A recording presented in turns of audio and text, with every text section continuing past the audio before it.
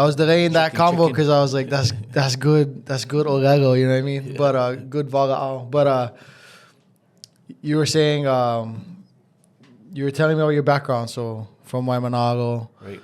grew up bodyboarding, Right. stand-up paddleboarding, and then you got into the YouTube. So yeah, thank you on the compliments on our YouTube. It's a lot of work, you know, Oh, yeah. a lot of work. I mean, I see your content as you're Yeah. doing a lot more content, so you know, and then those are like sometimes 8 hours in the field, and the editing is another 15 hours, upload, download. It's a lot. So Yeah.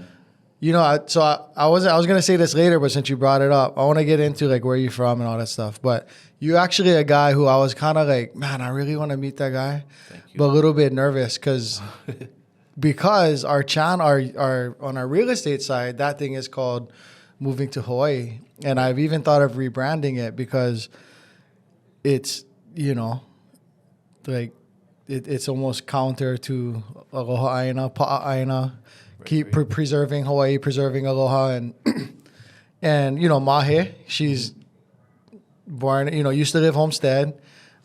She always says she thickened the poi with her kids. She, you know, went to Kamehameha, and we had another girl on our team before, very Hawaiian. And so like we tussle with and reconcile these things. So I was like, man, I'd like to hit that guy up. And usually I hit up anybody. I hit up Right. Barack Obama, no matter to me. But I was like, I don't know if he maybe be anti against what we do, you know. And we love it when we help local people. But relocation has always been a part of the real estate market. It always will be. Actually, I learned. You ever seen Grassroot Institute of Hawaii? Right. He's insane. So I'm trying to get in touch with him to do something. I'll with connect the you guy. right after this. Yeah. Okay, I'll write it. So I keep this He notepad is because I classic because he just straight up tells facts. I've been following him, and I think I'm supposed to be alongside with the other guy named Kolaiah and his yeah. Brooks. The younger one, Yeah. huh? The younger Kolaiah, yeah. We're supposed to be. We're trying to see if we can connect with that. Guarantee. I'll connect you guys right after this. Yeah, so he said that 10 years ago, there were more mainland buyers than today.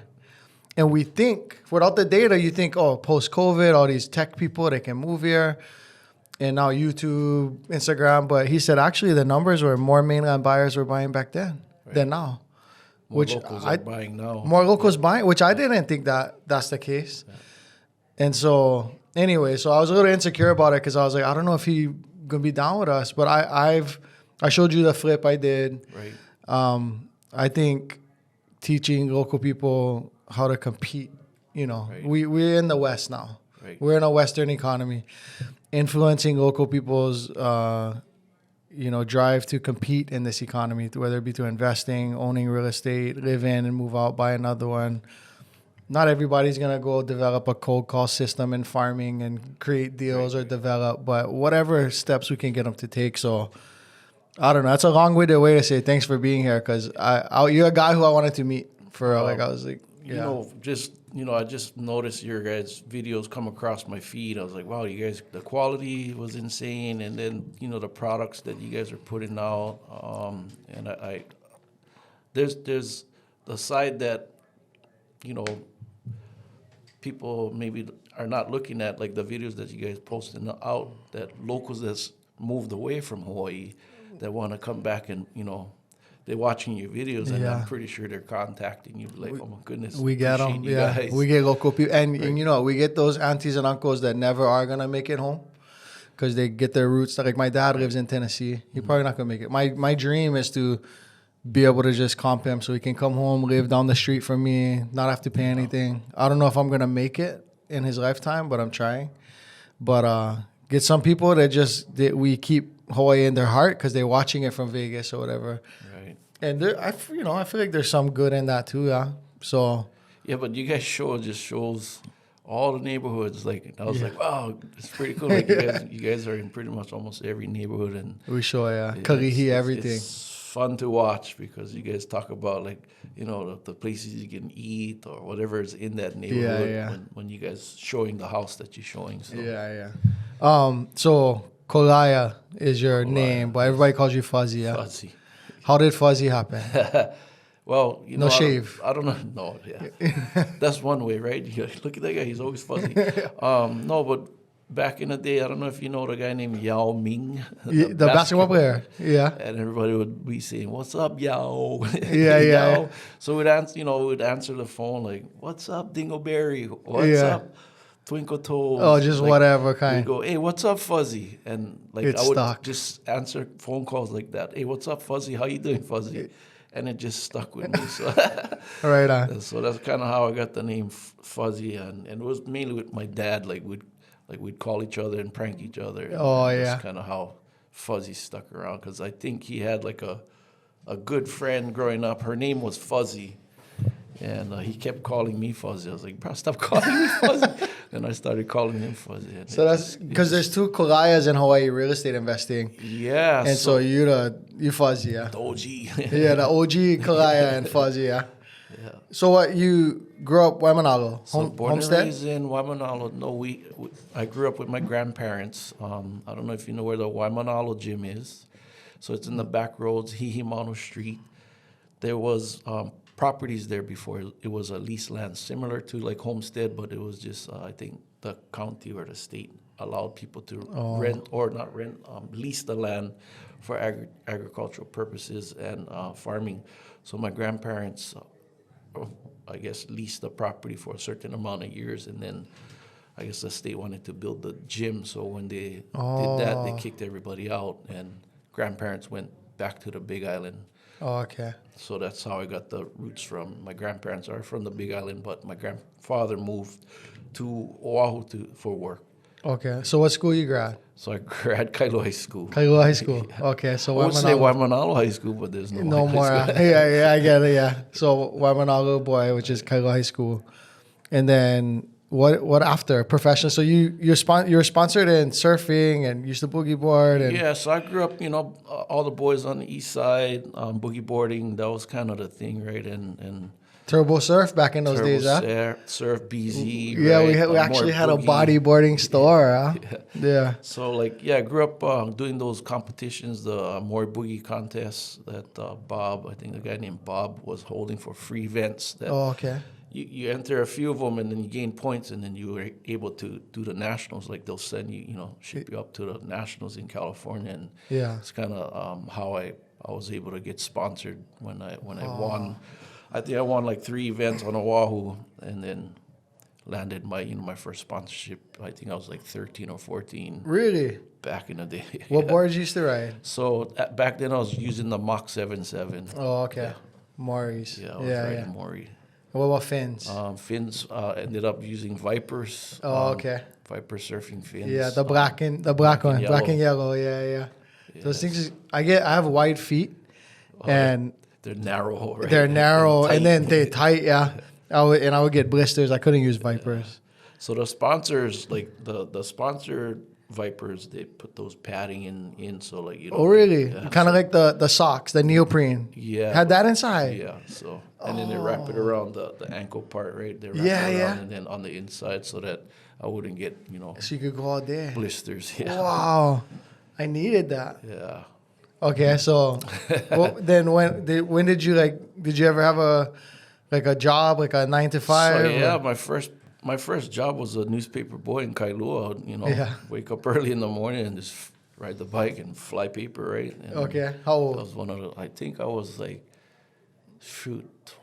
11 or 12 somewhere. I was young. Oh, Yeah, okay. I was young. Yeah. I can't remember. My mom would know when, but Yeah, she but used to that- help me wrap the paper, right? You gotta be up early, yeah? Honolulu Advertiser, yeah. That's hustler. When you're that young, doing that kind of work, that's hustler mentality. I wanted to make extra money so I could buy me, my boogie board or buy me stuff. So that's kind of why I was like, Mom, I like work. Yeah, right on. And then I remember right after that, like my first job was put a bag boy at Safeway in Kailua. Okay. And then what about like in adulthood? What kind of jobs? Before you're a real estate investor, what were you doing? Oh man, I went into the drug field. So I was an alcoholic and drug addict, and I got myself into a bunch of trouble. Oh, yeah? Growing up, I never listened to my mom, ran away from home, just was, cruising around with the wrong crowd. Yeah.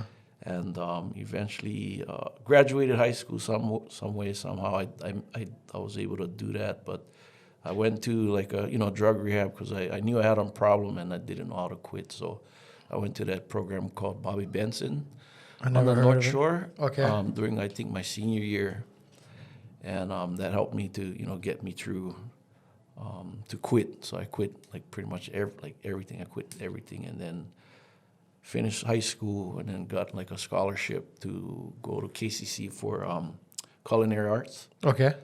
and kind of went to college for that little period of time at KCC. And I was like, this is not for me. Not for you, And a recruiter came by, and I signed up for the Army Reserve. So I Okay.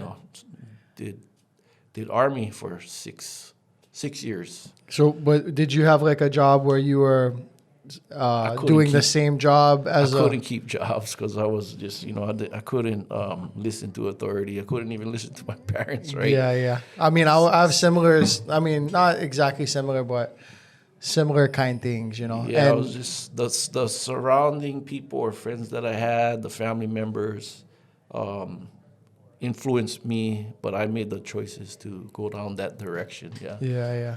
And but yeah, I've had pretty much every job you can think of. I had construction background.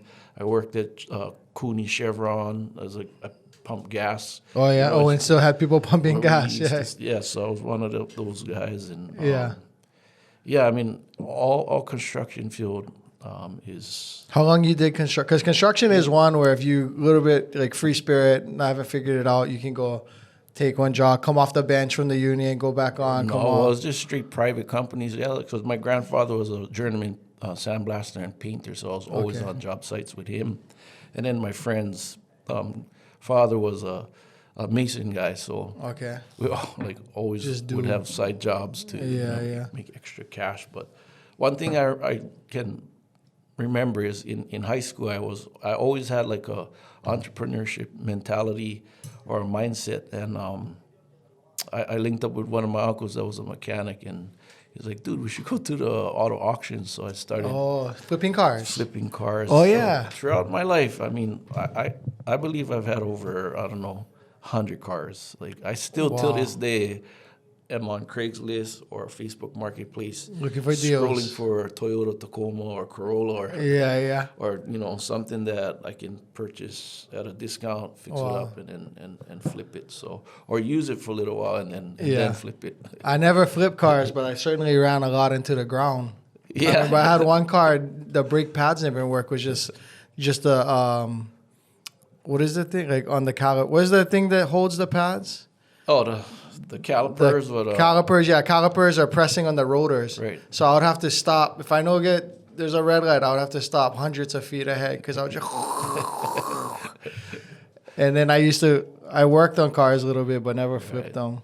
Also, I didn't fit into that employee box, right? So I didn't do good. I mean, I was smart enough. So my teachers, when like my junior year or something, they called a meeting, and they said, we want to, kick Derek out of school. Basically, we want him to go to a different school. And then Right. I went to Campbell, right? So you figure people selling drugs, scrapping, all kinds of stuff you could get kicked out for. But they were just like, he just doesn't listen. He's just always cracking jokes. And I wasn't even cutting class because my dad he would lick me. So they were just like, he's just disruptive. He needs a different school. Mm-hmm. And they might have been right, But if never have this one teacher who stood up for me, they would have kicked me out. Right. And fast forward, I worked Home Depot in the ceiling fan store and partied just chasing girls until I was 21, 22. I met my wife, joined the Coast Guard, and then had problems in the Coast Guard because officers would be like, hey, you got to go do this. And I'd be like, I don't care if you're an officer. I'm like, who are you talking to? And somehow I made it 6 years. Like my first real estate mentor on the sales side, he's like, I don't know how you made it 6 years active duty. But I made it active duty for 6 years. And long story short, like I started a jiu-jitsu business. Oh, okay. Everyone's like, oh, you're a businessman. I was like, nah, I should make shirts and gis and bags and hats. And so, yeah, that's a business. I was like, maybe. And then when I moved home, I knew I was going to do real estate. I eventually did it. Mm-hmm. But the empowering thing was, and I heard Corey from Keiko say something like this. He was like, like I found my people, my tribe. Like the empowering thing was I was like, oh, a Right. bunch of people who probably didn't fit in school or Right. are ADHD and people probably wanted to medicate them.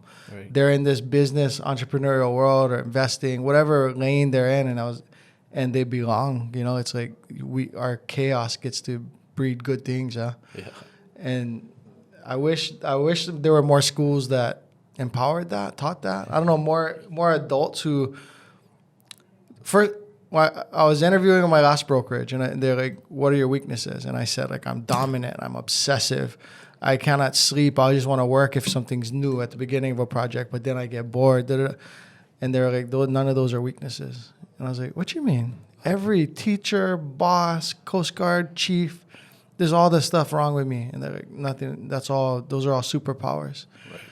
And in hindsight, I was like, how come I went 34 years? No one ever told me that, you know? Yeah, and that's the thing, right? We go through school. They tell us go to school, do good in school, Yeah. to get a good job, or go college, get a good job, and that's what we were embedded in. Never to teach us how to create our own business Yeah. or invest your money, and you know, I guess that is what we see, like the government, like our government here, our state.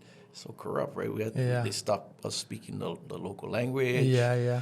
Of course, they stole our land. But, Yeah, you yeah. know, like now, yeah, we could go into one whole nother. We can talk about conversation, anything, bro. I'm down to talk this, about but anything. It's like, yeah, I think there is a must for financial education in our schools. Yeah. And the other Kolaiah and Brooks, we're looking to create something along those lines by working with some nonprofit organizations that we already had interviewed with to guide kids that were like me and sounds like you. Yeah. We're kind of rascal and send them so that they can get their diploma and put them into a job or career and learn a trade, you know. The education part, working up, creating financial education for the younger kids, because that's kind of where we were. At least, like, I know that when I was there, I didn't want to listen. Yeah. But the programs that I went to brought me back here, like yeah. giving back, right? So Yeah. during high school, I was rascal. So in order to get my credit back up, I enrolled into this Bake One program that I had to go to HCC for like 3 months, Okay. right? And it was a whole baking Oh, program okay. to get my credits back so I could graduate, right? Yeah. I think, and this was like in my junior year. And then I also, my senior year, the college, not college, but the summer before my senior year, I joined up in the Alolike program for a restaurant, right? So from going from the dishwasher all the way to the front of the restaurant, and it was an internship program that they had that landed me a cooking job and everything, also the scholarships that I got. So like these programs that are set up that nowadays with social media, not too much people know about these programs or nonprofit organizations that are here, and we can help share those programs. 'Cause Yeah. maybe those programs don't have the knowledge like you and me to Right. promote it, organically or paid to show that these kids, there is programs out there to help. Yeah, you can. For most kids, maybe all kids, all kids. I don't know, but I want the message to be: there's nothing wrong with you, right? Right. Like you have a ton of area to improve. We all do, right? But doesn't mean you have to improve towards. So like, my dad's thing was, because he never know better. My dad, Right. he never really did much professionally in terms of business or finance, like making a lot of money. But he's like, learn a trade, go to college, or join the military. That's only 3 things we knew, right? Right. And so I tried college 4 semesters in a row. I maybe passed 2 classes out of 2 years, and then trade. Honestly, I was just too weak. I was like, I don't like, because I grew up Ever Beach, Campbell, no AC in the classrooms. Yeah. And I was like, I'm not going to be out there laying asphalt in this 90-degree. Like, I was like, I'm not going to do that. I was too weak and I was too soft. And then, so eventually I joined the Coast Guard. But there were other ways. So, like, and I wish I didn't frown upon the trade so much and I would have done it, because I joined the Coast Guard, got a couple of degrees because the military will pay for your schooling, all that. I come home at age 34 and I start, have lunch with this person, I see this person in Food Land, we talk story. Oh, how you been? Oh, yeah, joined the Coast Guard, went to school, became an X-ray tech, but now I'm doing real estate, whatever. And the wealthiest people that I met were like, yeah, remember my uncle got me in when we was 20 or 21. Yeah, I remember. Yeah, he got me in construction or shipyard or, whatever. And I bought one. Remember they were selling townhomes in Waikele. I bought them, $200,000. And then I went sweep or 101 financial or whatever. I did something, paid that one off. And then we get a renter in there. So, and I'm doing the math like, okay, so I know those rent for about $1,800. So you positive $1,800, the maintenance fees for, okay, so, oh, wow. And then and then I paid that one off. Then we bought a bigger townhome, and now we go in single family in Eva, and we get 3 houses, 2 paid off. And they didn't overcomplicate it. They got a job, stayed in there, like whatever they enjoyed doing or whatever. And then they got into real estate and then got into more. And then my wealthiest friend of that friend group, he started painting. Like he was in Heald College. I remember he's an obsessive guy too, but more introvert style. And I remember he was like, bro, I love Heald. And he's like, I'm 20, 21. So he was 1 year younger. He's 19, 20. And he's like, bro, they make you come. You got to be on time or you get in trouble. I'm wearing tie and suit. And I'm, bro, it's good. I'm like, shit don't sound good to me. It sounds horrible to me. And then he dropped out because they already had a kid. And, she was young, like 16, 17. Right. But they still together. They still go church every Sunday. He owns multiple assets. Nice. Multiple paid off. And he started painting. His obsessiveness and his leadership, that's his unique skill, is he can lead men, he can lead people. And you can be a foreman leading a painting crew, or you can learn some sales. So he learned how to sell and to lead, has his own painting company, and he's doing good. But never finished college. Local guy, aloha everyone, this is Derek Okahashi, host of Podcast Hawaii. Thank you for listening. I hope you're enjoying the show.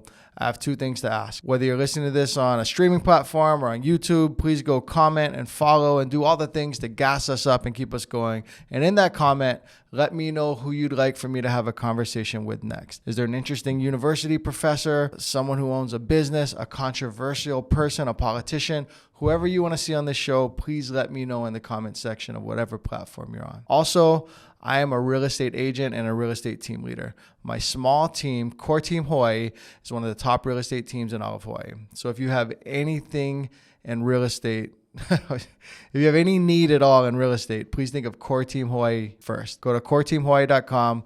The link will be in the description of all of these shows moving forward. Book a call with me. Let's get you taken care of in real estate. Back to the show. And so I came home and kind of got humbled, right? Because I was like, I did the Coast Guard. I was working at Stanford. I did all this stuff in my head.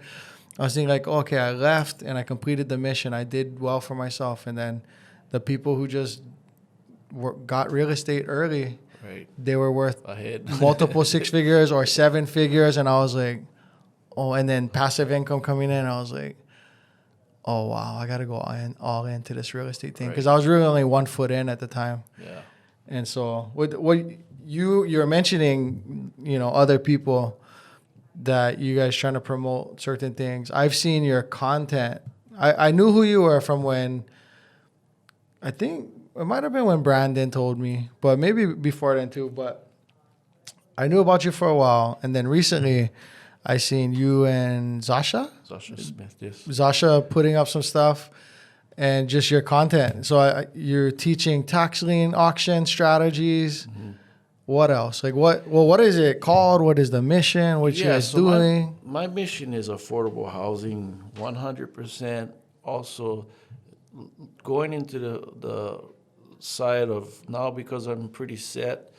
I'm pretty set as far as financially, where I can teach locals. Like I want to be able to coach locals and look for that person that I was 10 years ago, ready, willing to put whatever time into my financial future for my to build generational wealth for my family. So I'm in that position.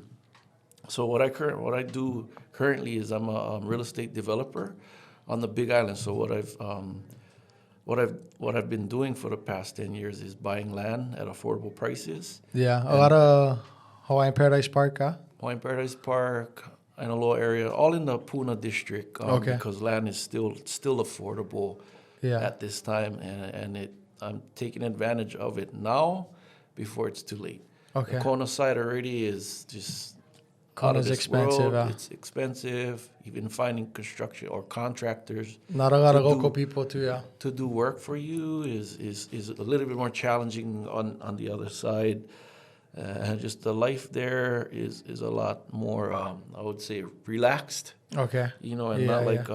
on Oahu. So people that I've been selling them to, or selling these homes that I'm building, I'm selling homes that in the beginning was like 130,000, 190,000, For real? 230,000, with land, Wow. and like now prices have gone up for me and my team, but I'm still selling homes at like 330, 350, brand new Yeah, house, that's- quarter acre, That's inexpensive for today. That's affordable today.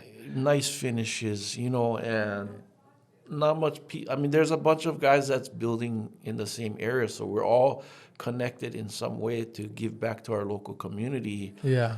right now before it starts like price. I only see within the next 10, 20 years that the prices is only going to double, triple, quadruple, because I started 10 years ago buying lots for like $5,000, and now they're going for like 30, 40 grand. Wow. Yeah. Yeah. And HPP, 20 grand, now they're going for like 100 grand, right? Yeah. So Yeah. that's 10 years now. So if you think about 10 more years from now, I think, land, just land alone will increase because more and more people are buying and building, Yeah. and people with money is just gonna come and buy it because it's worth it. Right. Right. Where can you buy land at that price? And this is more geared to like local families or people born and raised. Like right now would be the time to talk story with me or my team, or brother man here, Yeah. right? Either way, yeah, no yeah, matter. I mean, because you might be living on Oahu, but like you still can own something If Big for Island your makes kids or Yeah. something down the road. I'll give open invitation if you don't go through me as a real estate agent, you go directly to Fuzzy, you can maybe get a better price because he can give you better margins. So don't have to go through me. Like Yeah, I don't need to. We just open it up, like whether it's you or whoever I work with, but just opening up the mindset, Yeah. because not too much people know that you can buy land that's cheaper than a car. Right. Well, my thing, you know what?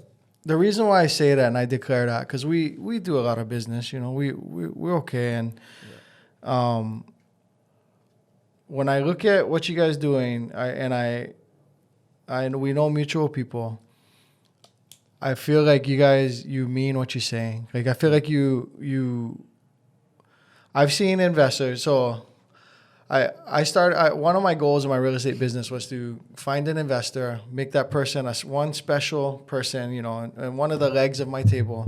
Try to be their primary lister, primary relationship. Of course, you have to.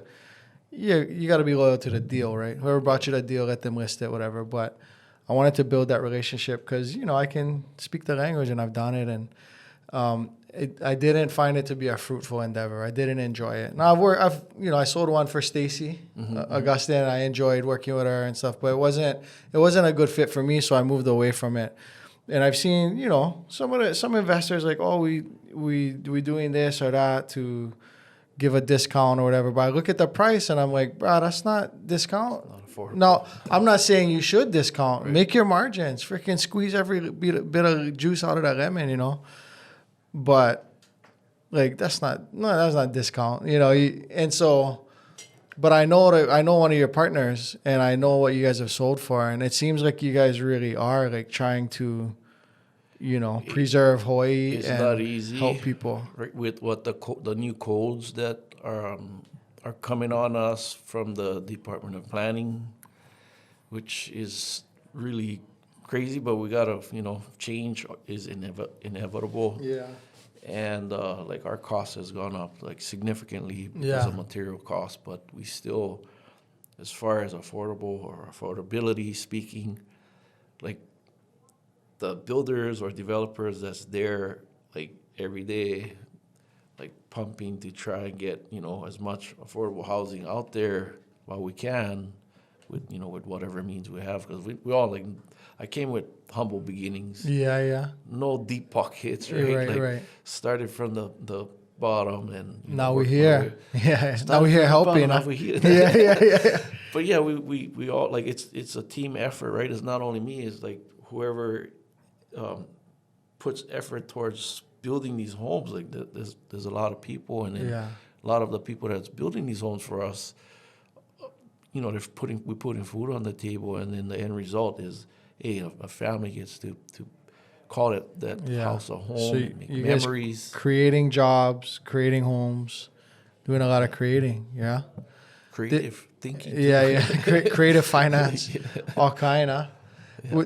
You said something earlier. You're like, now that I'm set, I'm doing this. And I was talking to the guy from Grassroot Institute, and I just have these conversations all the time. And I was talking to another guy this morning about joining us in our real estate business, and he's like, I want to preserve Hawaii. I want to make more affordable housing, all this stuff. And I told him I said, me too. But my focus is getting my family set first, because I started late only. I was only in my mid-30s, and we do well now, but my focus is making sure my dad is taken care of, end of life. No, finance is not an option. Mm-hmm. Making sure passive income and assets are such that should my, knock on wood, should my wife or my kid get sick, that's no problem. Right. And different people's number can be different, right? This much passive, this many assets held, so no more just TI, no more PITI, whatever, paid off. And so what do you think about that? Like, should people be, say like a young, altruistic, Kanaka wants to do all this stuff, should they maybe prop themselves up and get their own finances pretty healthy before they go shift it out? Yeah. So is that not Pono is that not Aloha? Is that not Hawaiian to say, I'm gonna get my passive income and my assets set before I go do all this outward, altruistic stuff? Because I think you got to, but not everybody shares that mindset, Yeah, I mean, it starts from like getting out of that mindset of you cannot, right? Mindset matters, right? And we all grew up with that mindset. We all come from I wouldn't say all of us, but some of us, or a good number of us, come from. I call it the bucket effect, right? When you start trying to progress or do something or learn something, family members or friends are like, bro, you shouldn't be doing that. What the fuck? Right? Yeah. So, why I feel why we're here today talking about, financial education or advancing yourself and your family, who else can take care of your family? Yeah. You go work for somebody else's dream. Right. Or you go work for somebody else's dream, and on top of that, on your own time, work for your dream too. Right. Because you working one job, two jobs, three jobs, there's ceilings. Right. And you're working for that other person to go on vacation. Right. Right, and pay for their wants and needs. Right. And there's got to be something that burns inside you that wants more to spend that time to educate yourself, to whether starting a new business, get involved in real estate, or whatever it is. Can extra money. It's the cash flow quadrant. Maybe you are a W-2. You want to go be a attorney, doctor, CPA, something like that, but move it into the investment bucket. However is right for you and your tolerance. But is it okay to build your wealth before you go putting all your energy into saving Hawaii? I guess Yeah, I mean, would be good to try and that's a good question, right? Because the mindset, the a great saying is many hands make light work. Right. So if you're on grad party, you're on wedding, Mahi just went Molokai, and they're like, when you can come early enough Wednesday for make the crab rangoons and the lomi salmon, and that's how, right? And local families. But is it? And I love that. You don't have to lose that mindset to also say, I'm gonna put my head down. I see you guys in a couple of years. I'm gonna see you guys Right. grad parties and Thanksgiving, but I'm gonna be grinding for these couple of years. And then when my head comes up, everybody coming with me Right. after. And that's what, dude, I've been doing this, and until I met like Zasha and people with abundance mindset, Yeah, I wasn't close. I didn't want to share what I was doing because I thought I had this secret that I struggle with didn't- that still. You know. Didn't want to share this because, like, dude, like, what I know is super valuable to be able to teach. If I teach somebody what I know, they'll be able to fish for the rest of their life. And it doesn't matter Assuming they're willing where- for work. Right, that too, but doesn't matter where they go in this world. Yeah, principles. Methods It's are the many, basics. principles are few. Methods change, principles never do. And like, if people knew where I came from, like, Yeah, you're like, what? You came from? And the house is still there and still in pretty much the same condition where Yeah. I grew up on the Big Island with my grandparents. And it's like, I sound like when Grandpa because of the we uncles now. This guy, he told me, he's like, oh, I'm surprised you listen to hip hop music. I was like, what? What do you think this is? But I come from the world of we never have no cell phones, right? Yeah. And then like you had the beepers and all that stuff. So Yeah, all these younger generation, they got that much more advantage over us because the social media, not social media, but the education is right there in front of them. the where distractions are there, but so is the education. they You can just they gotta can pick. create one business like today. Today, what LLC And today, make GE Tech, millions EIN. of dollars just on social media alone. Right. By bringing value to people that is willing to listen and watch their podcast or watch their YouTube channel, right? Yeah. Like Mr. Beast, right? Yeah. Became a billionaire just posting stupid videos, right? Yeah, but the thing is he's obsessed with his craft. He is.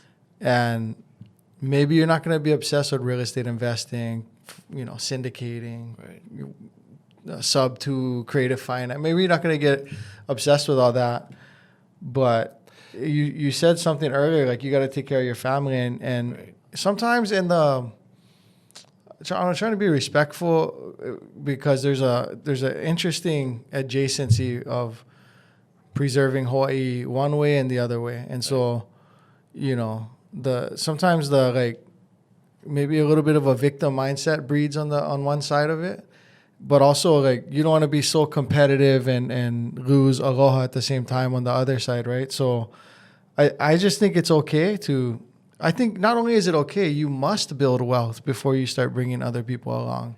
Like you say you got to take care of your family. Your kuleana is your family. You must do these things and build the raft, stabilize things before you're going to go save Hawaii. Or because you can't pull someone up the mountain unless you're further along in that journey. So I think it's okay to put your think head it's down and get wealthy. I think it's a team effort. Like, yes, you got to put food on the table. So, yes, you want to make sure that you create your finances or get your finances straight before you try to do what you're saying, trying to save Hawaii.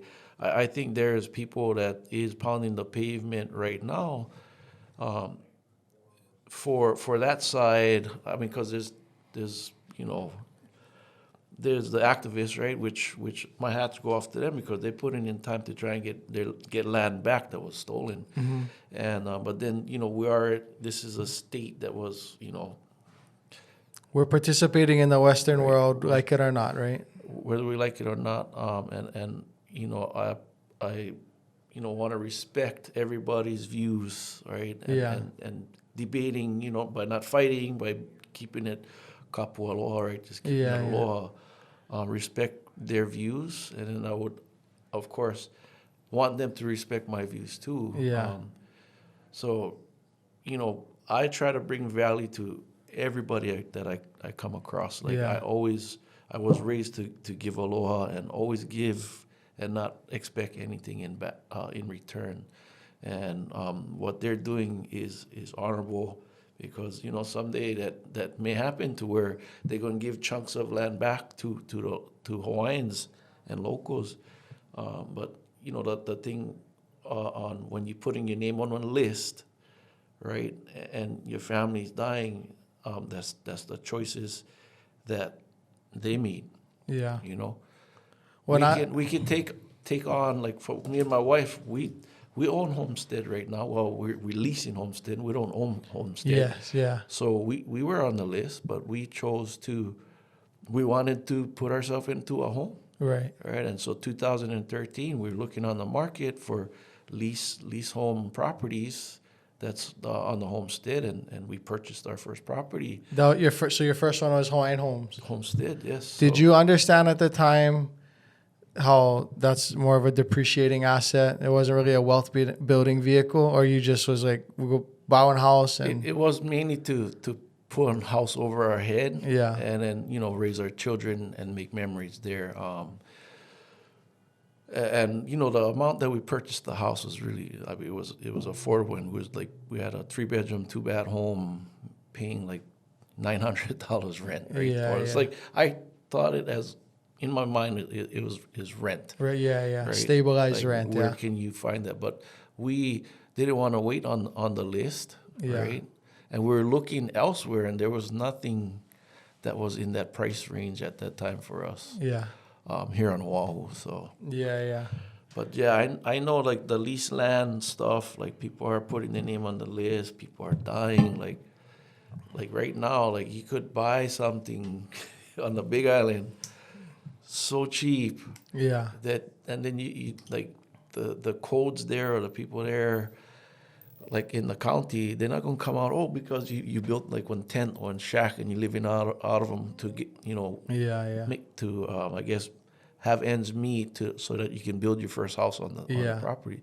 People putting container houses on them, living in them, getting to their job, and living life. So what is that? So you could put up like a yurt or a tiny container home you can order on home on Amazon and put them together and live for a little bit until I you. mean, there's houses over there that make shifts, and people are still living. That's not. I'm sure that's not the code, but there's just nobody really bothers. The county on Big Island is way different than it is on Oahu. Yeah. I mean, I went and Way spoke at a real estate conference there, and then we were talking and then I met these really amazing local entrepreneurs, and this one girl was like, "Oh yeah, I get this house, and then I get one container in my backyard that I rent on Airbnb," and I was like, "They let you do that?"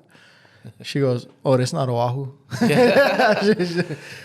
Yeah, I mean, it's a different community. Big Island is definitely has a place in my heart too, right? And Yeah. I grew up Oahu and Big Island, Yeah, and man, it's definitely rural, right?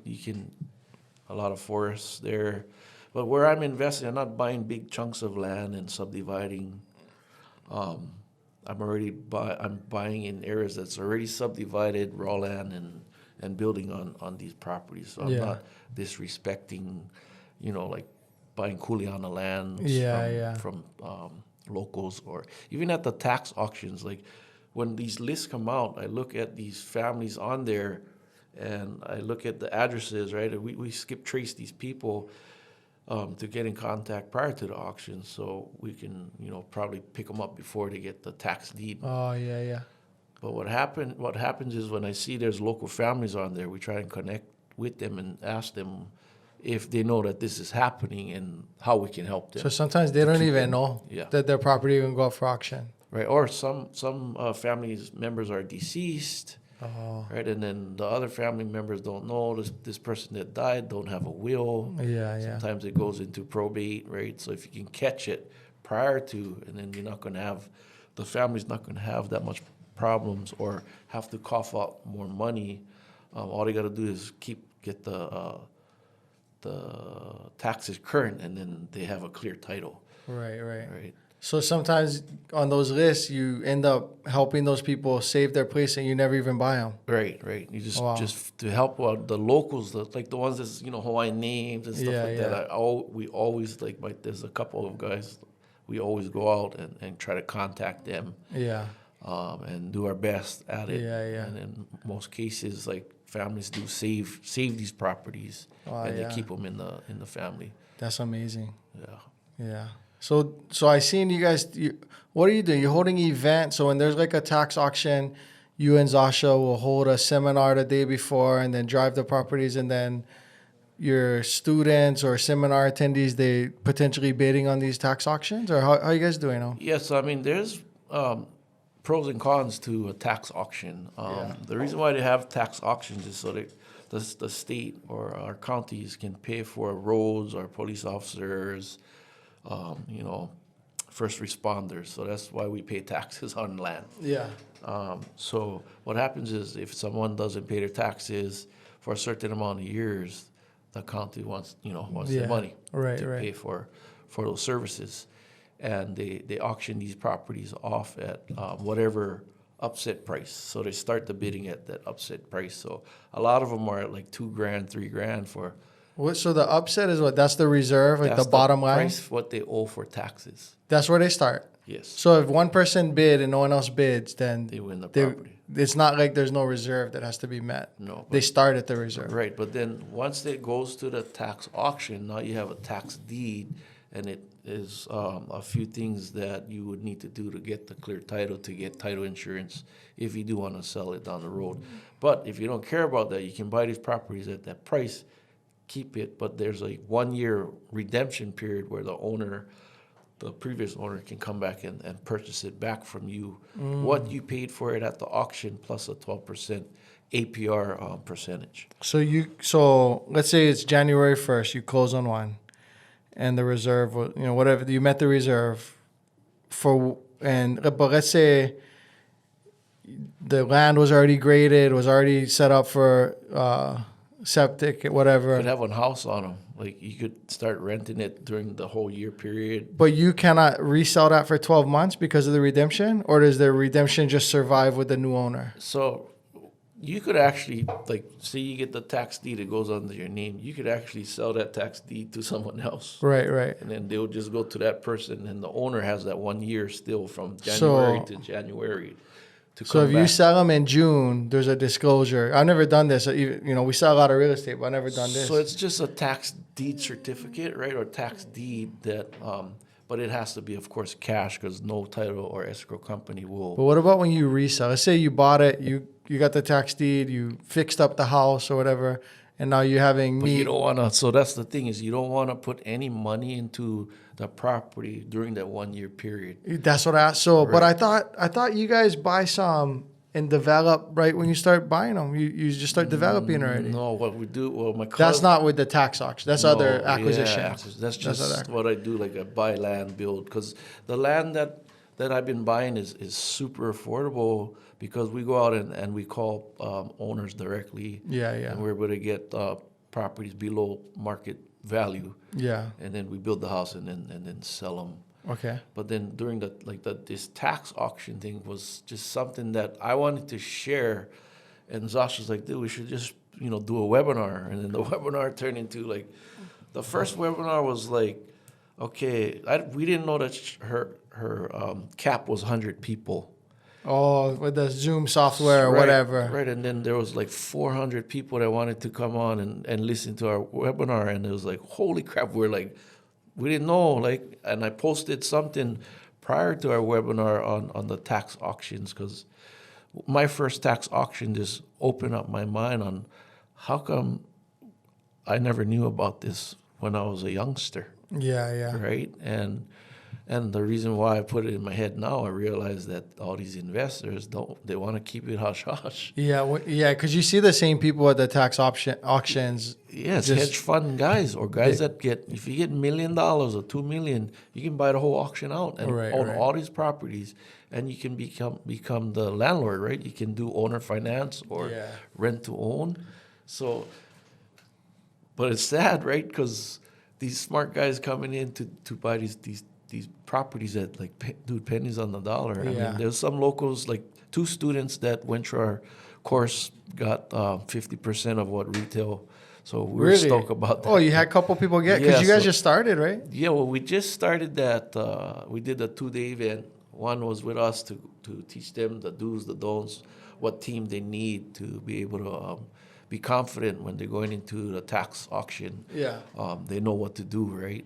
And then not only that, right now we're still keeping in contact with the ones that won follow through with the whole 1 year redemption, working Yeah. with the lawyers and stuff like that to try and get either a quiet title or a clear the title to get title insurance, Wow. so that they can build a house, because they bought land and build a house and then either sell it or keep it and rent it out.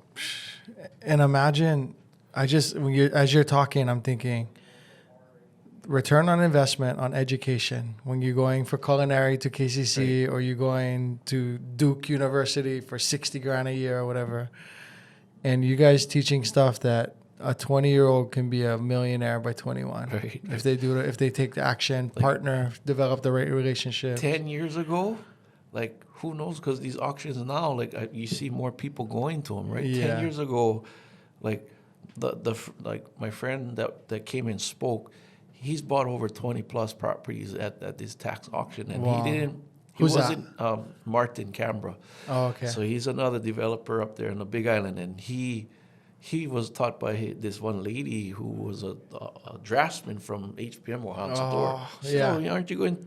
He said, she told him to go to the tax auction. When he went, his mindset wasn't to buy and flip it. Yeah. It was buy and keep it. And so he owns like a ton of them. And Wow. so my experience, when I went there to my first auction, I think it was like 7 years ago with my cousin. In fact, I went to one before my cousin, and just to go and check it out. And then the second one, my cousin came in and he bought 2 properties. So I was living vicariously through him and went through the experience, and he was able to get the lawyer to get his quiet title. And during this COVID time, right? It was around the COVID time. Yeah, yeah. But I was in my mind like, dude, how come nobody's teaching this stuff, Yeah, right? yeah. And then this recent one in January, I went, and I started, like, I took Brandon for videotape, and then we created this post, Is he making your content? and that post went like, pew! Yeah, yeah. And we didn't, think anything of it, and it became the new, kind of like a new talk of shoot, these tax auctions. But he has been creating videos. Yeah, yeah. Then I have an editor. You have an editor. 'Cause he's busy. He too, shouldn't right? be editing. Yeah, he should have some Yeah. leverage out. So he does have editing team, but I didn't want to bother his team because he has a business. He has his business on right? video. Yeah, so yeah. I hired someone from the Philippines A to edit virtual editor.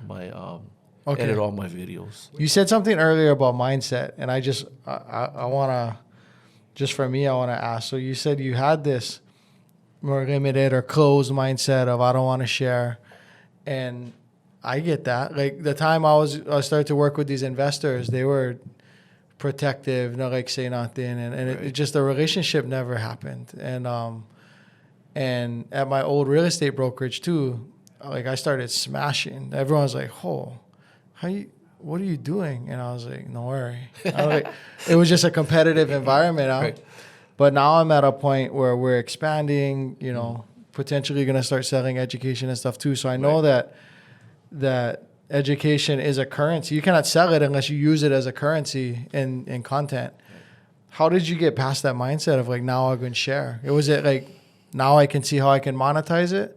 Because you said earlier, like, you're taught to give without expecting, and that's how local people are raised. But also, this is different. We're talking about multi-comma, zeros and comma strategies. Like, how did you get to where you could share that? Because I'm kind of on my journey there, to be honest. I mean, don't get me wrong. Like, I spread aloha without expecting anything back. But like, what I had or was taught was even like that too. The guy never like opened up his books, right? Yeah. But I brought value to him, the developer that I met, and how I learned how to build brand new houses on the Big Island. Yeah.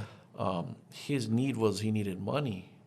And because I was in a part of a network of Fortune Builders, which is a group that I paid my education. And that's not cheap. Oh, yeah, it was. But it was, like, at that time, I was ready. I had good credit.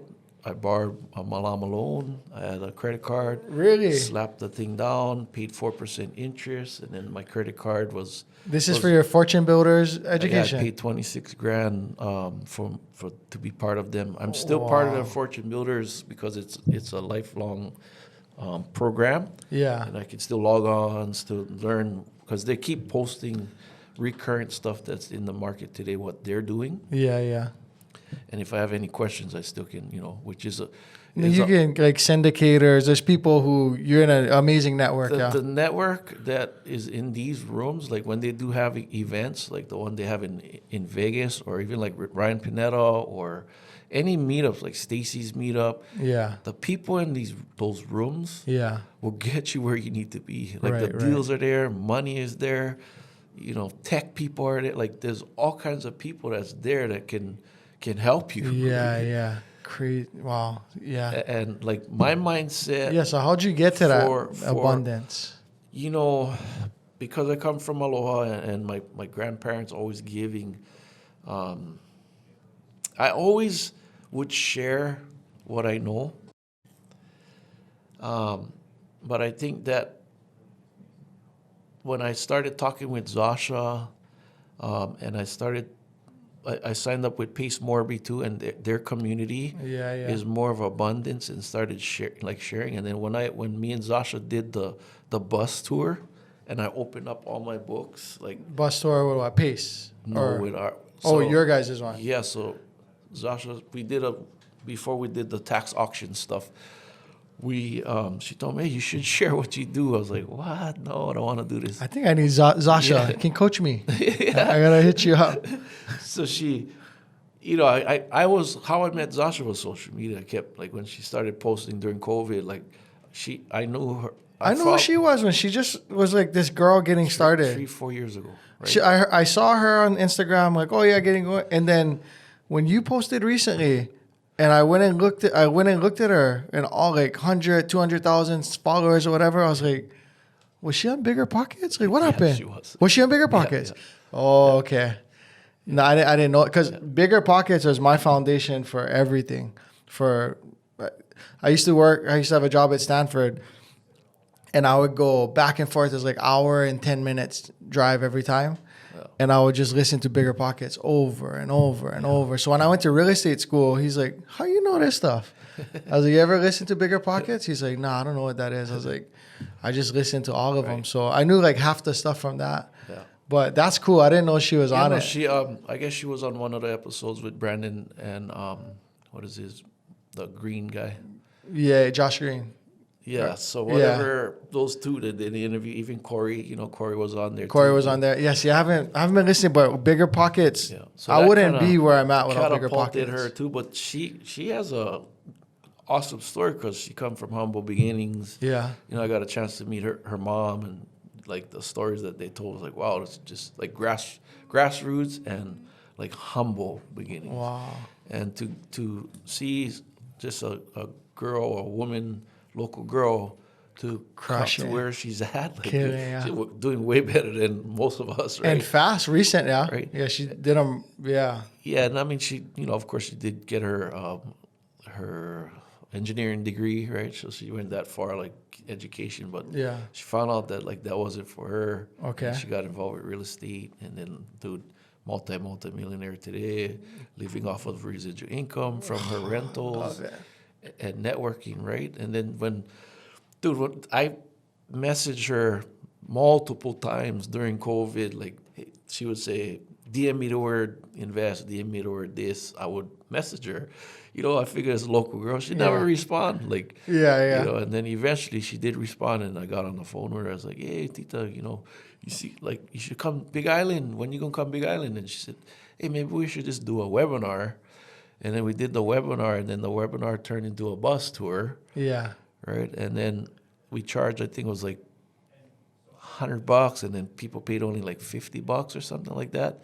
So we were supposed to only have 40 people, ended up 60 people. Wow. And I ended up opening up my books where I do my planning, where I get my materials, going through all the jobs, opening up all my numbers. And really? just, like, everybody's like, how the hell? Like, why would you do this? And what that did So was she really helped to she helped me nudge to that direction. open up and share, because in my mindset, I was thinking, man, people can just steal what I teach. I've had it for happen. a show, and it happened to me too before, Yeah. and that's why I was more closed up. Yeah. Because I brought on partners, and they went around and started working with my contractors and using the system that I have. Yeah. And then went their own direction. Yeah. Which I didn't want to open up, right? That kind of worms. But like now, I'm like, hey, dude, if they want to go that far, then so be it. There's so much opportunity Right. here, whatever island you're on. But I choose to do business where I'm at because I'm all in over there already. Yeah, you got to figure it out. Why? If Why it ain't broke, don't change? fix it, huh? Yes, right. Yeah. Wow, I might have to hit up Zasha too then, because Yeah. I have that. What we do on YouTube for real estate sales, whatever. No, very few people in the country do it at our level, and no one in Hawaii quite does it the way we're doing it. You And guys so, got it going on, like the quality, the videos. Like I'm impressed. Like I appreciate just, like, it. dude, how can I get my stuff to look like that? But I know it takes a team and money. So yeah, I mean, it's like making sure other people make and the person some luck, but the more you show up, the luckier you get. And I have great like Mahe, our chemistry on camera. We joke, we tease each other, like, and it just works. But I didn't want to guys- share before. you guys remind me of my TV. Cutmaster Spaz. And the girl. OC16. That's what you guys remind me of. And, you guys definitely a good duo. I appreciate Like it. Zasha and I is a good duo. Yeah. Like when we go on the stage or when we're on our Zoom calls with our students, it's like there's some type of magic that's happening, and I think me and her know that, and we want to keep pursuing, helping others and learning and teaching like the real estate industry, because she's part of Ryan Pineda's program. Okay. So a lot of people come to her to want to learn, but I told her stop. Off the record. Anyway, like what she's doing is she's sending people come to her, and then she sends them to an affiliate link to Ryan Pineda. Oh, okay. They pay him $30,000 and not her $30,000. I said, Right, Tita, right. you letting that locals are wanting to learn from you, but you send them to Ryan. Yeah. But you could charge $5,000 or whatever you charge, and Do you guys have a content studio where you guys like hui and do stuff, or we're working on it right now. Like when we did. you guys should just shoot in here? Like until you she's get that. Maui, I'm here, so it's a little challenging. But the thing with the bus tour and this tax auction thing, dude, we winged it. Like within like a couple of days to 2 weeks, we were able to do it all by ourselves. Yeah. I mean, she has her back end person, but it was just chaotic, and because we're both innovators or visionaries, right? And then we don't have the back end team to like help with all You the need that integrator. Huh? yeah. Yeah. So Zasha went to kind of different. I keep this notepad because I can be So mid she sentence. did Fortune Builders too, but then she ended up not going through Fortune Builders because she already spent money with Ryan Pineda and all these other stuff. So Yeah.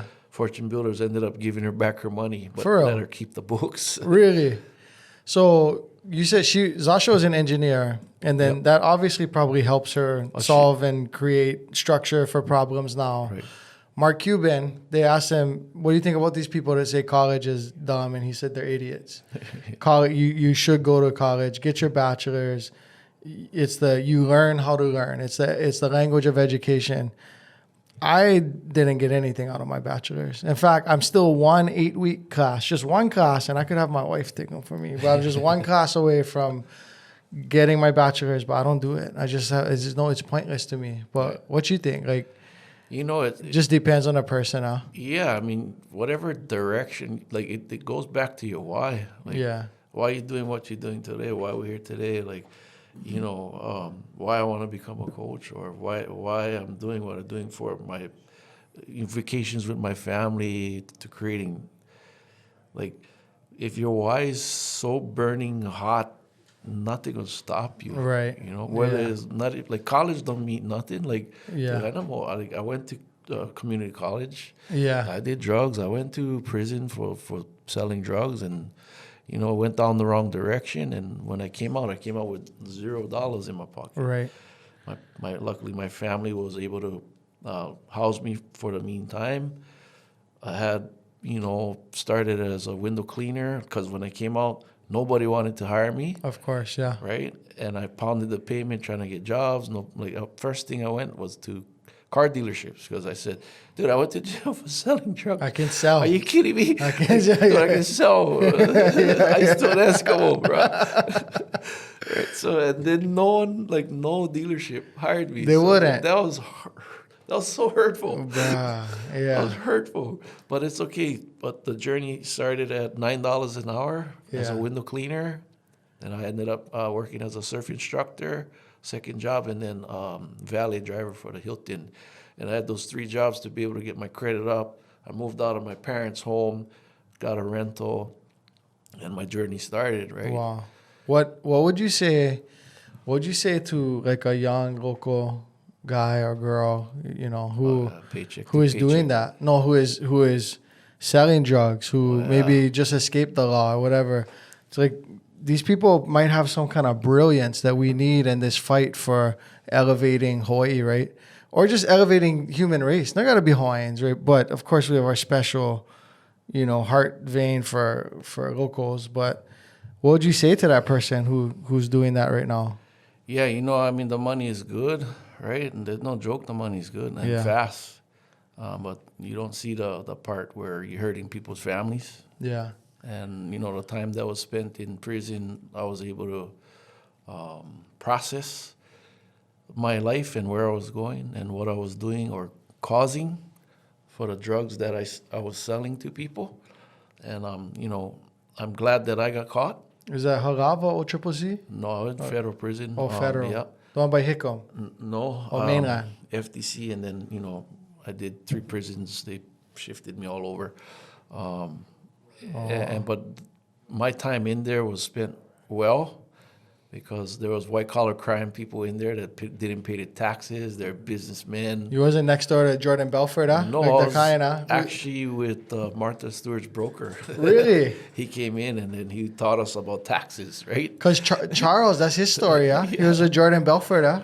Crazy. So, Yes, so Martha Stewart's broker right there, and then the big Samoan, my big friend Samoan, Big Ben was his protector, right? Oh, His really? bodyguard. And he only did 6 months, right? He only had to look at 6 months in the federal prison, and wow. but guys like that, right? And then there's also programs in there that people can get your electrical license, plumbing license. So there's things in there that you can do. Of course, learn a language, right? I never did that, but my whole thing was learning investing.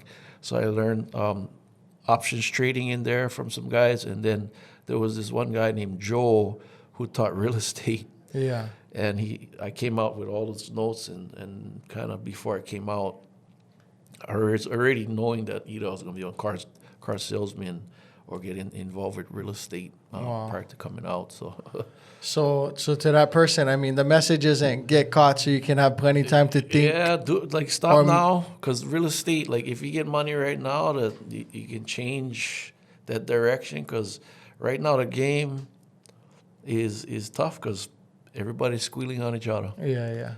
Everybody's squealing on each other, and you're gonna get caught. All right. And depending on what you're selling. How about being able to, because let's say there's somebody who's running, the West Side. Yeah, Are but they I running had a drug problem too, right? And then at that time when I got caught, I was high on stuff, right? And just was trying to survive, right? And Right. make money, but then also get high, I was in that circle. in that loop. But Yeah. guys, that's the heads, dude, real estate is where it's at. Stop, put your money into real estate. You can make millions of dollars in real estate. It's endless and use legal. the same talent, right?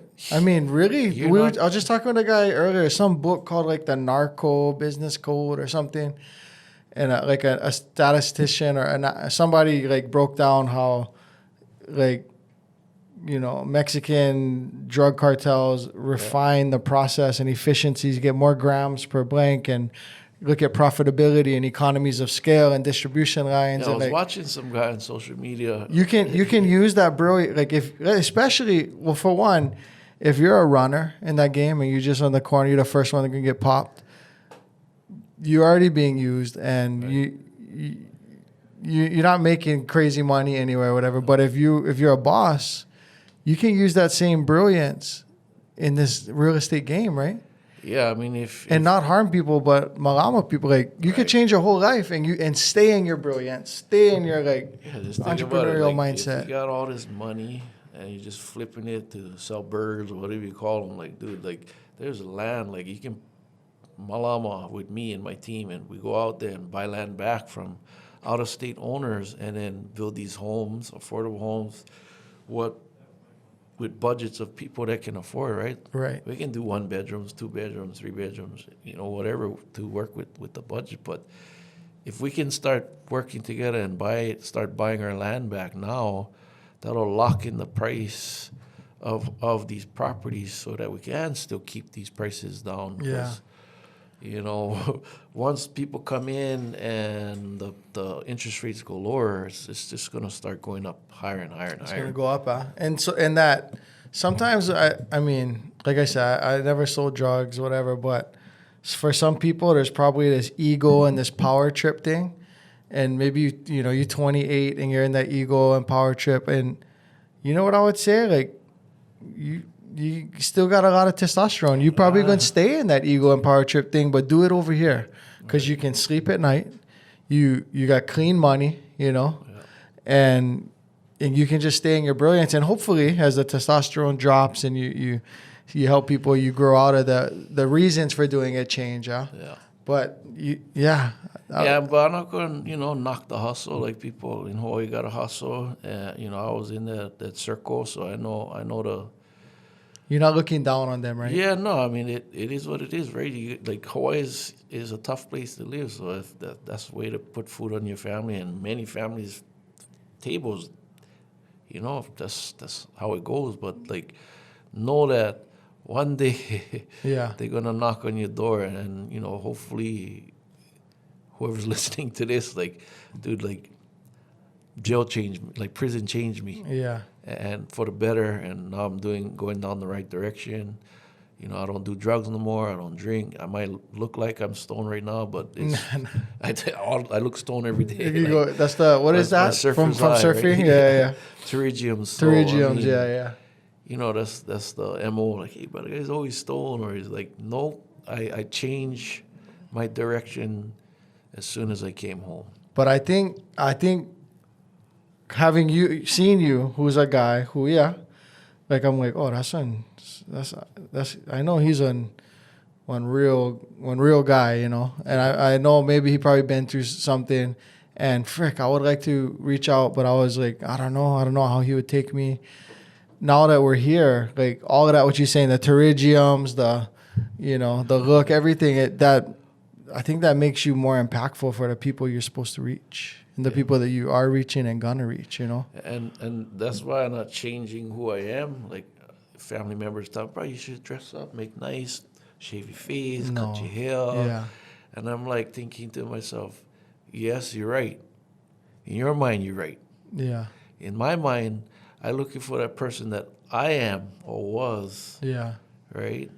You're playing a different game. I can relate, and I speak in their language. I talk in pidgin. They can, like, dude, every time I post something and I say DM me, people are just, I have a correspondence. Yeah. And I respond to everybody. Wow. Yeah. I don't have a VA that responds to my hundreds of or thousands of posts or messages that come through. So right. I'm making it a relationship.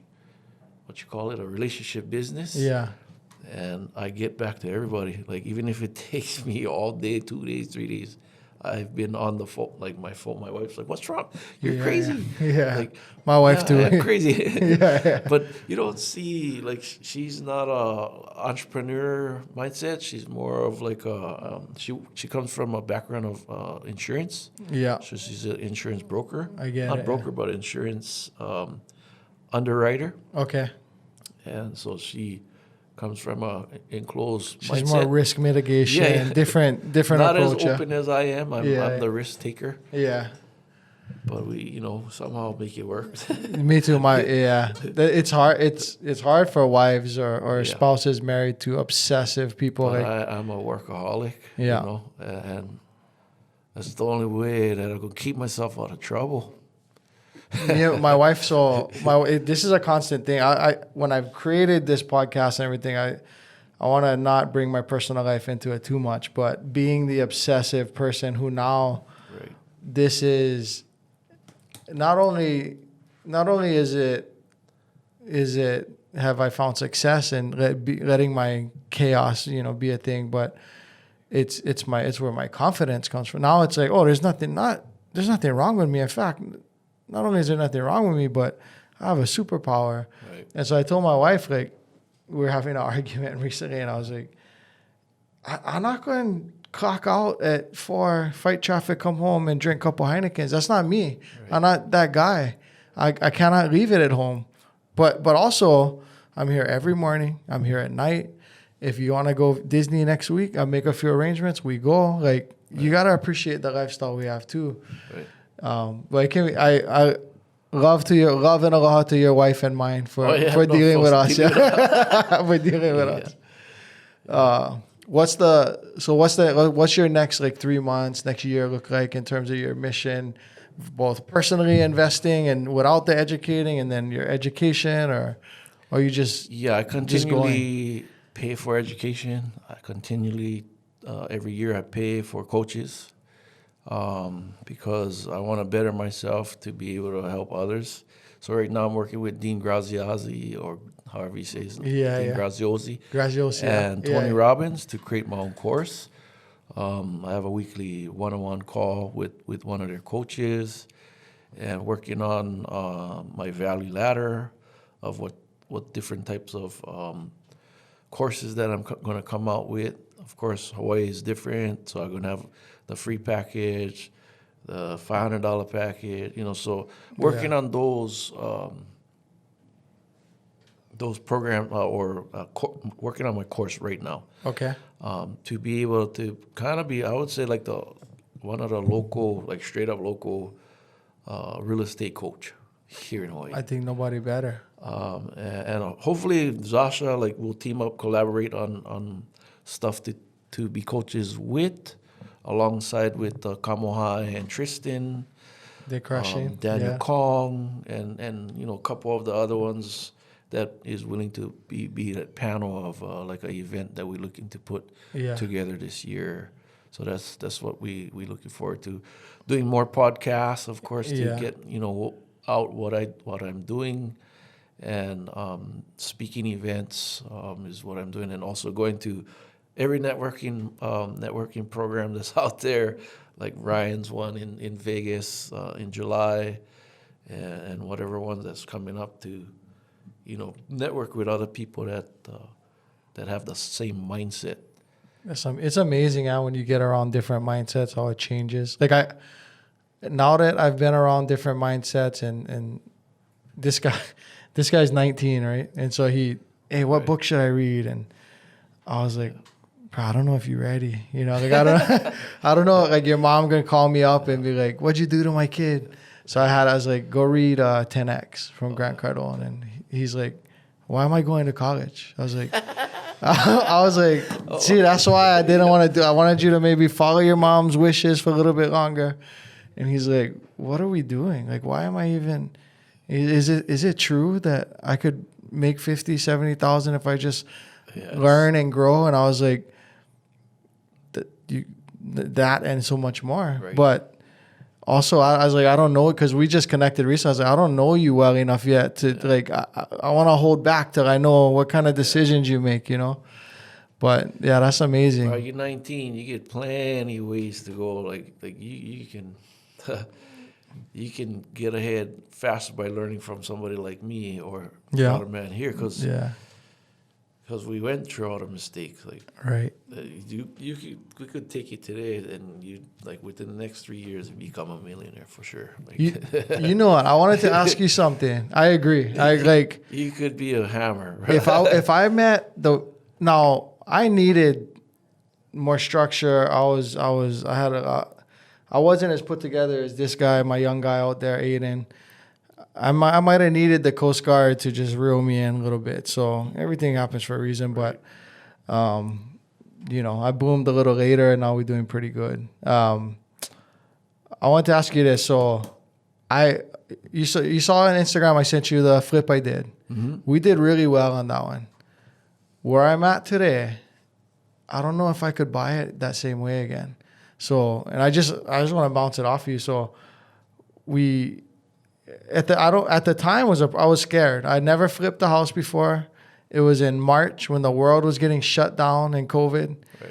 And not only did we not know if the world would survive or whatever, but we, had all the capital tied up and this long project in front of us where we don't even know how we're going to do the work because you're not even supposed to leave your house. Right. And we're trying to close, but escrow and title can't close, extending.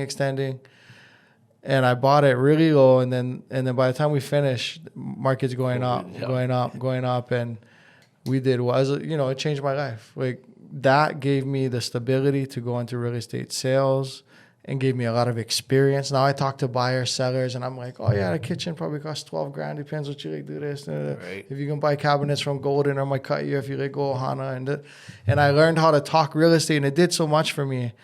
I haven't really pursued flipping as much because one, I don't know if I could buy that deal. If I find somebody who's willing to sell me their house for pennies on the dollar, as a really productive real estate agent, I almost feel like I cannot let you do this. Yeah. I cannot. Now there's instances, right? They're like, Derek, I don't care. I get it. Awesome guy for trying to save me. I want to get to Vegas next month. Cash, just solve my problem. Sometimes there's instances, and maybe you can do a novation agreement. There's all kinds of ways. But I almost started a brand, a YouTube, Instagram, whole thing that was like me against the investing industry. Yeah. And I was like, I tried to work with some investors, and they're good guys, whatever, but it just didn't materialize for me. Yeah, you know that there's more. Do you always feel good buying the houses? Yeah, that's why I do brand new builds. So I talked to someone who was like, that's why I work with him because he's a real one. I trust him. It's all above board. Kicking people out of someone's house, even if they squatting. Like I don't feel the fix and flip side. The only reason why I would pick up on fix and flip is either it's a foreclosure that their Pono people moved out. They're done with that house, or I get a discount on something that's on the MLS or someone MLS. Wholesaler, I would feel good too. Yeah, right. But nothing to where people are in the house and I gotta go to court to kick them out. Yeah, not Pono with me. Yeah. Like, hey, under no seat, it's just not for you. Let them, deal with whatever situation they have to, and I'm not gonna be the one to be kicking them out. Yeah, that to me is not cool. So that's why I do what I do, and I'm glad that I went down that direction because I know what I'm getting into. I know my end result, and everybody it's just a whole positive triangle from start to finish, and everybody that's involved is putting food on the table, and then even the people that are getting the homes is super happy. That's and amazing. At an affordable price, because recently we've just been giving like $10,000 credit. Wow. Who's giving that? Yeah. And we didn't make as much profit, but because we're doing 10, 20, like 20 a year now, before it was like about 5 or 6. Yeah. Until I met Brandon, he's like, dude, I could buy like 17 properties. Like, are you crazy? I just text him because we sat right in here when I first got this place. We supposed to meet him at 2 too. Oh, you got to meet him. So okay, we will wrap up. We sat in here and we went over the deal, and I was asking him questions, and I was like, it's a good deal for me, but as a real estate professional, when I buy, hold, I cost segregate, save taxes. I was like, I'm going to keep this capital for something else. I don't think it's bad. I was going to keep it for something else. So Brandon's solid guy, but I just wanted to ask you about that because I hunger to do more flipping or fix and flip. The flips are here, but it's the permitting division over here that hopefully grassroots can kind of help with trying to get this. It's political, and it's to me our county is the gangsters over here in Honolulu. Well, if you wanted to stop people from getting greased for issuing permits, what if it was efficient? What if whether I pay you or not, I get my permit in 1 week? I don't got no reason to pay you, right? Why is other states faster than ours? Yeah, if it was an efficient system that stupid, bro. was efficient, profitable, whatever, there'd be no reason to grease somebody because you could just get your permit. So the incentive is if I want to get greased, I keep the system slow. Now you gotta pay me if you like get your permit, right? Yeah. So anyway, where can for education, just reach out to Instagram. Where can people find you? Oh yeah, Instagram, HIFuzz, HIFUZZ. HI Fuzz, High Fuzz. HIFuzz, where I'm on. I get TikTok, but I don't post as much. High Fuzzy. Well, and usually people go TikTok and communicate on Instagram anyway. Right, Yeah. right. So just say DM me on Instagram. Yeah. And then Facebook is Kolaiah, Jardine. And I have a YouTube is HIFuzz. I think it's the HIFuzz too on YouTube. Okay. But I just kind of dabbling, getting into my YouTube because I'm going to have to start doing my curriculum and posting on there like shorts and Okay. And then about, like the next tax lien bus ride, like what about it for education? Should Yeah, they like- hit you on Instagram or? yeah, hit me up on Instagram, follow me, like my posts, share them. I mean, I only try to bring as value to our local community here. That's all I'm gonna be posting, and I'm real, right? Yeah. I'm not gonna be posting stuff that I don't do. Yeah. Bro, we're lucky to have you Hey, lucky in to be Hawaii, here, bro. man. Seriously, Thank like, you. Appreciate it. Thank you for the opportunity, and I Right on. look forward to. One last question. Who What? else should we have on here Oh, and yeah. that you can help us get? Shoot. Kamai and Tristan. Kamai and Tristan. Sasha, Okay. Daniel Kong. Okay. I know those guys, but I might have you, help me get them on. Yeah, the other guy, the kid Kolaiah Brooks. He's from I don't know. You ever heard of it? Brooks from Lone Depot? Yeah. I mean, he's another guy. And yes, right now that's the Circle or Tereva from Maui. Heard of yeah. She's a Yeah. up and comer. Yeah. Okay. Right on. Yeah. Thank you guys. Yep.